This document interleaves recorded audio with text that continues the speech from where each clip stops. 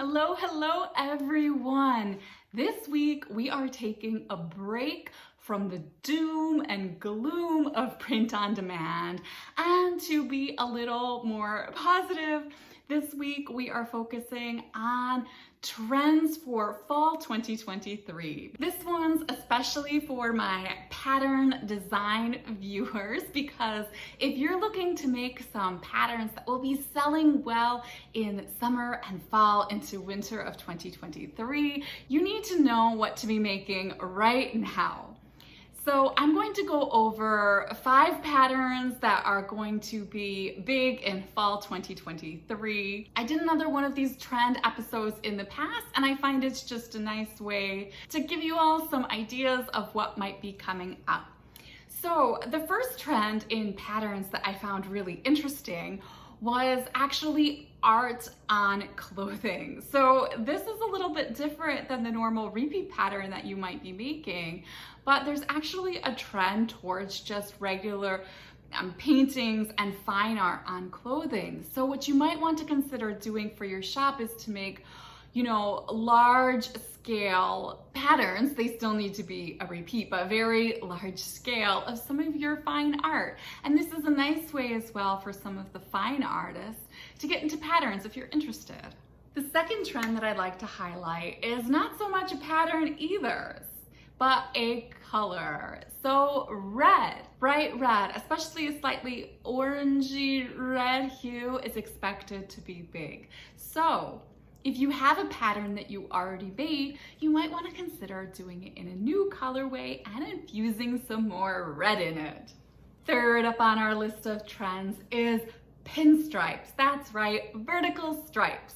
Now, pinstripes are a classic, but there are so many ways to do vertical stripes. The trends I've been seeing are in kind of neutrals like black and beige, but who knows? Maybe you could try a red pinstripe and see where it takes you. Okay, trend 4 for pattern comes from the overall trend that's happening into fall fashion, which some are labeling rock renaissance. Now, to me, this has a bit of a 90s look because yes, I was around in the 90s. Wearing clothes of my own choosing.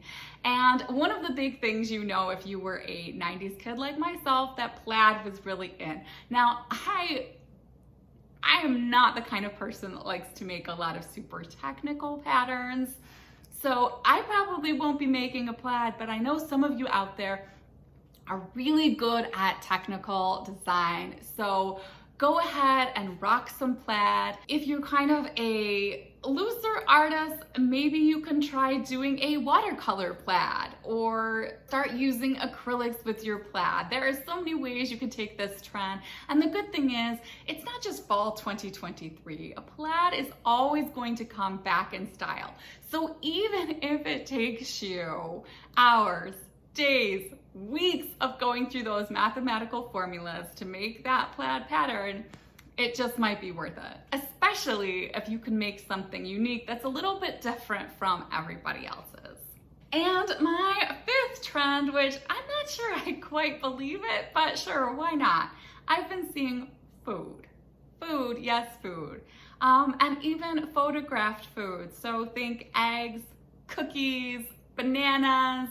Go and run with your favorite foods, and hopefully they won't make you too hungry while you're designing them. And on that food note, I noticed in fact Spoonflower has been catching on to that food trend.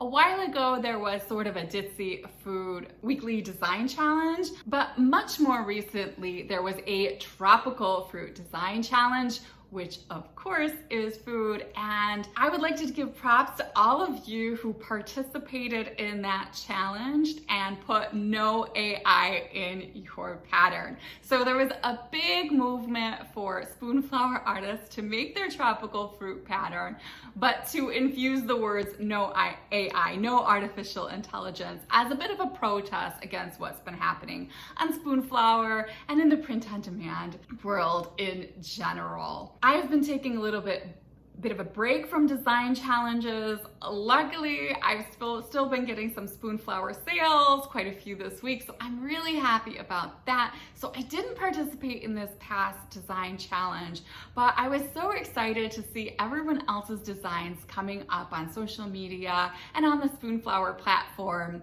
and infusing your designs with a little bit of advocacy. Hopefully, no AI will become a trend in itself, and maybe we'll be seeing people walking around with all kinds of fruit, no AI fashion items or other designs that say no AI and using them for different things. I think it's really great when even more commercial artists use their art to stand for something. So congratulations to all of those of you who participated. Just getting a design done in time can be really challenging. And I know a lot of you are still struggling with some low morale. I saw people that spent a lot of time on their hand-drawn designs and then got called AI and they weren't AI.